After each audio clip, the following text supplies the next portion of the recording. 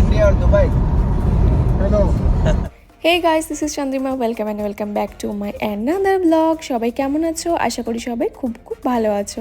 আগের দিনের ব্লগ আমি শেষ করেছিলাম অ্যাথেন্সে, আর তারপর আমি বলেছিলাম আমরা গ্রিসের এক সুন্দর আইল্যান্ডে যাব। তবে শুধু সুন্দর নয়, গ্রিসের সবচেয়ে সুন্দর আইল্যান্ডের পথে আজকে আমরা রওনা হয়ে গেছি।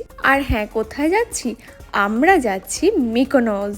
এই হচ্ছে এথেন্স, যেখানে আমরা আপাতত আছি। তারপর সমুদ্র বেয়ে আমরা যাব ওই মিকোনসে। বিকেল 5:30টার দিকে আমাদের এখানে রাফিনা নামে একটা পোর্ট থেকে ফেরি, তো তার উদ্দেশ্যেই আমরা রওনা দিয়ে দিয়েছি। বেশ ঘন্টা দুয়েক আগেই বেরিয়ে পড়েছি, কারণ 35 কিলোমিটারের ওপরে রাস্তা। আর এখানে কিন্তু কোনো মেট্রো কানেক্টিভিটি নেই, একমাত্র বাস আছে, তাও একটা নির্দিষ্ট সময় অন্তর অন্তর। কিন্তু আমরা আর বাসের ভরসা করিনি, আমরা উবের নিয়ে চলে এলাম পোর্টে। আমাদের পড়লো ওই 40 ইউরো মতো, মানে ধরো ওই 4,000 টাকা মতো। আর এদিকে কিন্তু আমরা আমাদের ড্রেসটাও এখন চেঞ্জ করে নিয়েছি, কারণ প্রথমত যে কোনো টাইমে আমরা দুজনে ট্রেনিং করে জামা কাপড় পরতে ভীষণ ভালোবাসি। তা হয়তো এতদিনে তোমরা লক্ষ্যই করেছো আমাদের ভিডিওগুলো দেখে। আর তার সাথে this journey is going to be a memorable journey. আমরা যাব ভূমধ্য সাগরের ওপর দিয়ে, একদম ডিপ ব্লু কালারের সমুদ্রের বুক চিরে, তাই হোয়াইট ড্রেস তো লাগবেই। তো সেই উদ্দেশ্যেই আর কি। এখানে পৌঁছে ওয়েটিং রুম ছিল, আমরা ঘন্টাখানেক সেখানে ওয়েট করলাম আর ফোনগুলোও চার্জ দিয়ে নিলাম, কারণ তোমরা আগের ব্লগে দেখতেই পেয়েছো সারাদিন ঘুরেছি, তো ফোনের চার্জের বেশ দরকার ছিল। তারপর ঘন্টাখানেক পরে দেখি আমাদের ফেরি চলে এসছে, তাই বেশ এক্সাইটেড হয়ে তাড়াতাড়ি আমরা উঠে চলে এলাম। সামনে ভিড়টা একবার দেখো। তবে না, অ্যাজ ইউজুয়াল আমাদের কোনো তাড়া নেই, আমরা সবার শেষে উঠব। আর এই ফেরিটার নাম হচ্ছে ফার্স্ট ফেরি। তবে এটাকে ফেরি কেন বলছে আমি জানি না, ইটস মোর লাইক বড় একটা শিপ। তোমরা ভিতরটা ঢুকলেই বুঝতে পারবে। ইভেন ভিতর থেকে তোমরা দেখতে পাচ্ছ বড় বড় লরি ঢুকছে, নেমে আসছে, মানে বুঝতে পারছো এর ক্যাপাসিটিটা। এখন চলো আমরা এন্ট্রি করি, তারপর বাকি গল্প করা যাবে। এখানে ঢুকে এরকম লাগেজ রুম আছে, বড় বড় লাগেজগুলো রাখার জন্য, মানে একদম নিচেই। এই বড় ভারী লাগেজগুলোকে ওপরে নিয়ে যাওয়ার কোনো হ্যাপা নেই। নিচের পুরোটাই এরকম লাগেজ রুম, লরি, বাস, ট্যাক্সি, এই সমস্ত কিছুর জন্য। তারপরে আমরা ওপরে উঠে এলাম। আর ওপরটা জাস্ট দেখো, মানে আস্ত একটা রেস্তোরাঁ বলবো না হোটেল বলবো জানি না, ঢুকে লিটারেলি ফিলই হচ্ছে না এটা নাকি একটা আস্ত জাহাজ। ভাবা যায় এটা নাকি জলের ওপর ভেসে আছে। তবে এখন চলো বাইরে যাওয়া যাক, কারণ যত সিনিক বিউটি তো ওখানেই, তাই মনটা বড়ই টানছিল। চলে এলাম সাথে তোমাদেরকে সাথে নিয়ে। প্রথমেই আমি তোমাদের শুধু ভিউ দেখাবো, ভিউ।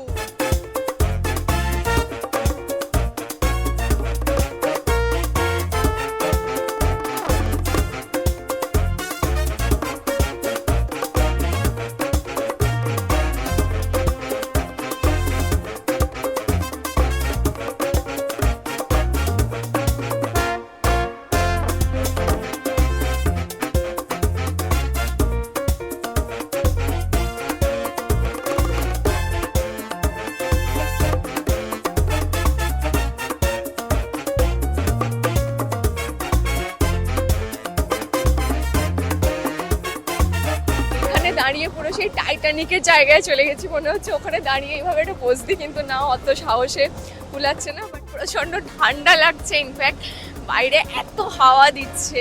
5 ঘন্টার একটা জার্নি আমরা করছি। তো জাস্ট দেখো, মানে এতদিন আমরা যেরকম দেখেছি কোনো ভিডিওতে ক্রুজ যাচ্ছে আর সাদা জলটা বেরিয়ে যাচ্ছে, এক্স্যাক্টলি ওইভাবে জলটা কেটে কেটে আসছে। প্রচণ্ড হাওয়া দিচ্ছে, একটা চিল্ড ফিল আছে। এখনও আমাদের মানে ঘন্টাখানেকও হয়নি, জাস্ট ক্রুজটা ছেড়েছে। সো অনেকটা জার্নি এনজয় করার আছে।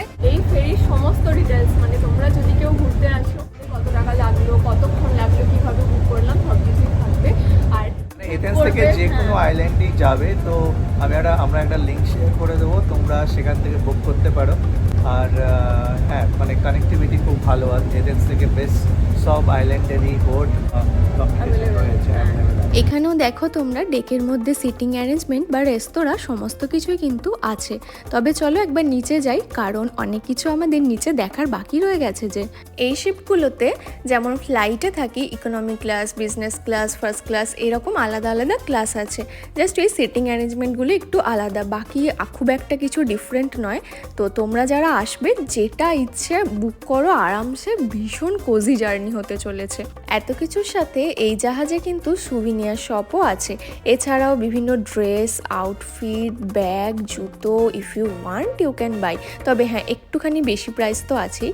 এবার চলো আমরা শিপের ওয়াশরুমটা কীরকম দেখে নিই। অবভিয়াসলি জেন্টস অ্যান্ড লেডিস আলাদা আছে যেরকম থাকে, আর ওয়াশরুম একদম নিট অ্যান্ড ক্লিন, সমস্ত কিছু প্রয়োজনীয় আছে। শুধু হ্যাঁ, ওই জেট স্প্রেটা বাদ দিয়ে, বুঝতেই পারছো ইউরোপে ওটা চাইলে মাথা ঘুরে মরে গেলেও পাওয়া যাবে না। তোমাদেরকে নিচটা ঘুরিয়ে নিয়ে এসে আমি আবার ওপরে চলে এসেছি, কারণ মন তো সেই ওপরেই টানছে। আর দেখতেই পাচ্ছ যখনই উঠছি ঝোলা কিন্তু আমি ছাড়িনি, কারণ ওই একটাই, এর মধ্যে আমাদের পাসপোর্ট থেকে শুরু করে এমিরেটস আইডি বা সমস্ত রকমের ইম্পর্টেন্ট ডকুমেন্টস এবং ক্রেডিট কার্ড, ডেবিট কার্ড সব কিছুই আছে।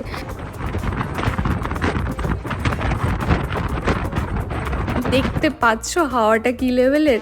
আমরা তোমাদের সাথে এই ভিডিওতে এত গল্প শেয়ার করেছি, কিন্তু পরে দেখলাম স্পিকারের কোনো দোষই নেই, কারণ যেখানে ফোনটা লিটারেলি শোলার মতো ফিল হচ্ছে, নিজেরাই উড়ে যাচ্ছি, স্পিকার আর কি এখানে নয়েজ ফ্রি দেবে। পৌঁছানোর আগে একটা আইল্যান্ড আছে, তো সেটাও একটা ক্রস করবো, একটা সিগনিফিক্যান্ট প্লেস হবে, তো ওটাও দেখানো হবে, তোমাদের দেখাবো। আমিও এখানে তোমাদের বলার চেষ্টা করছি যে আমরা মিকোনস পৌঁছাবো, কিন্তু তার আগে কিন্তু আরও 2-3টে গ্রিক আইল্যান্ড আমরা পার করে তারপর যাব। তো সেটা নিয়েই এক্সাইটমেন্ট আমরা প্রকাশ করছিলাম।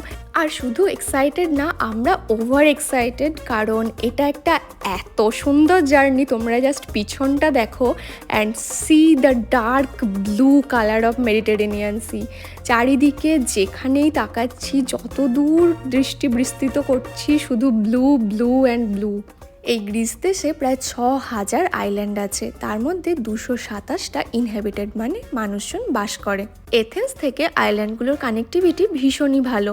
সমস্ত আইল্যান্ডের জন্য ফেরি আছে।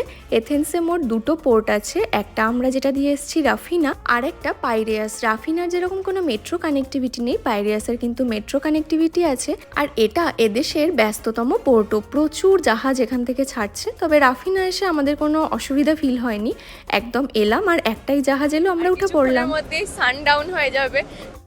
এখন আমরা সাক্ষী হতে চলেছি ভীষণ অন্য রকমের একটা সানসেটের, যেটার অপেক্ষা আমাদের দুজনের বহু দিনের ছিল। বিভিন্ন ভিডিওস, ব্লগ দেখতাম, আর আজকে আমরা সেটাকে চাক্ষুষ করছি। এই অনুভূতি ভাষায় প্রকাশ করার মতো নয়।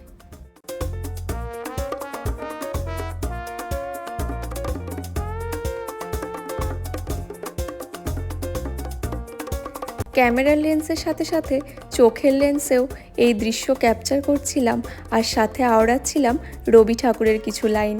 হ্যাঁ, ভূমধ্যসাগরের মাঝেও মনে পড়ে ঠিক রবি ঠাকুরই। ওপরে সূর্যাস্তের পর এখন নিকষ কালো অন্ধকার, তাই আমরা নেমে এলাম নিচে। আর ফোনের চার্জ একদম শেষ, তাই আমি ওনাদেরকে রিকোয়েস্ট করছিলাম কোনোভাবে যদি ফোনটা চার্জ দেওয়া যায়। বেশ অনেকক্ষণ হলো, আমাদের খিদেও পেয়েছে, তাছাড়া এখন এত ঠান্ডা যে একটু কফি বা চা ছাড়া আর চলছে না। ঠান্ডা করেছে ব্ল্যাক টি, এটা আমার মিল্ক টি, আর একটা চিকেন। আচ্ছা, ব্ল্যাক টি শুধু জল দিয়েছে তো? এই যে এর মধ্যে আছে যে ও সো 3.5 লেটস সুইট এটা টেনে নিচ্ছি, ঠিক আছে।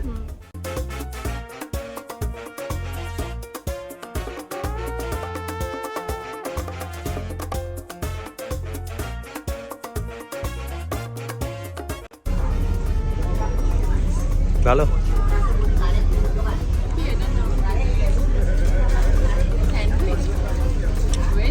Chicken.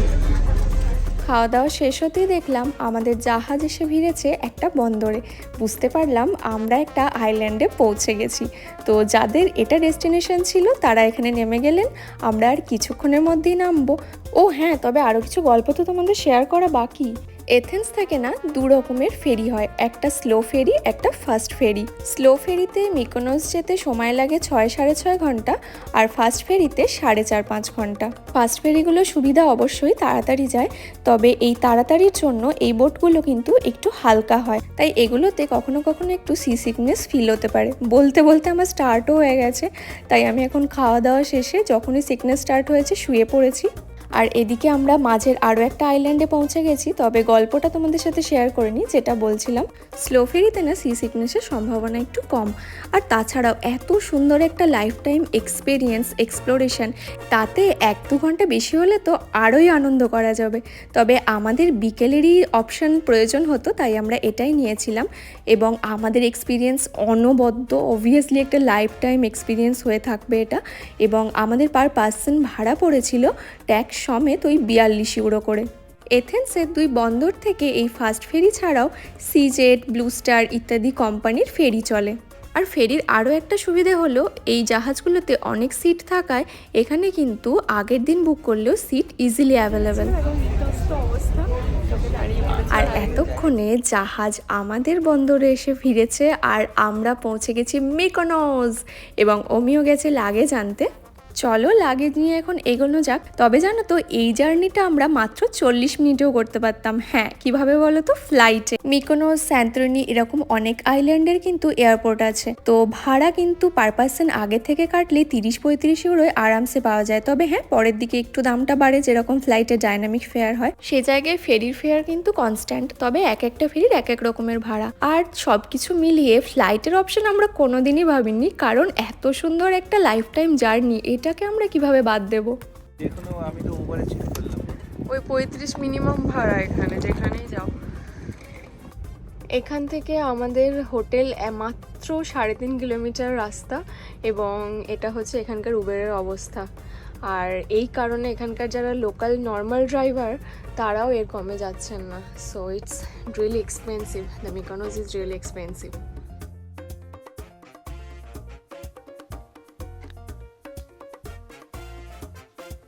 Welcome to Mykonos, Greece.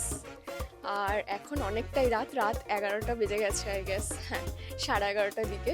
আর এতক্ষণে আমাদের ফেরি এসে পৌঁছেছে, আর আমরাও চলে এসেছি আমরা যেখানে বুক করেছিলাম সেখানে। ও হ্যালো, সারা দিন ঘোরাঘুরি, তারপর এতটা journey, obviously we are so tired today. So আজকে এই অবধি। তোমরা জানিও ব্লগটা কীরকম লাগলো। ভালো লাগলে লাইক, কমেন্ট, শেয়ার, সাবস্ক্রাইব করে দিও। খুব তাড়াতাড়ি দেখা হচ্ছে মিকোনসের একটা সুপার এক্সাইটিং ব্লগ নিয়ে। টিল দেন সবাই খুব ভালো থেকো, টাটা, বাই বাই।